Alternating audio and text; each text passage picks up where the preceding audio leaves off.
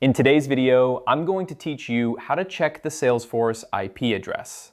Whether you're troubleshooting network issues or simply curious about your login history, this guide will walk you through the process step by step. So let's get started.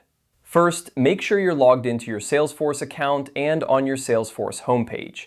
This is where our journey begins. Once you're there, look towards the top right corner of your screen. You'll see a gear icon, which is your gateway to more advanced settings and options. Go ahead and click on that gear icon. Now, after clicking the gear icon, a drop-down menu will appear. From this menu, you need to select the option labeled Open Advanced Setup. This is a crucial step as it leads you to the setup area where you can access a wide array of Salesforce configuration options, including where we'll find the login history. Once you're in the Advanced Setup area, direct your attention to the top left corner of the screen. Here, you'll find a search bar. This search bar is a handy tool to quickly locate specific settings or information without having to navigate through multiple menus.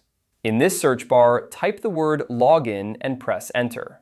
After typing Login, you should see a list of options. Look for Login History and click on it. This section is essentially a log of all login attempts to your Salesforce account. It's incredibly useful for security purposes and for checking where and when your account has been accessed. Once you're in the login history section, you'll see a table displaying various login details. Now, here's the key part. Look for the column titled Source IP. This column lists the IP addresses associated with each login attempt. By checking this column, you can identify the IP address used during your Salesforce logins. And that's all there is to it. You've successfully navigated through Salesforce to find the IP address information you were looking for. Remember, keeping an eye on your login history and IP addresses is a good practice for maintaining account security.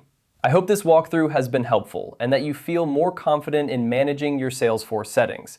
If you have any questions or need further assistance, don't hesitate to reach out. Thank you for watching, and I look forward to guiding you through more Salesforce tips and tricks in our next video.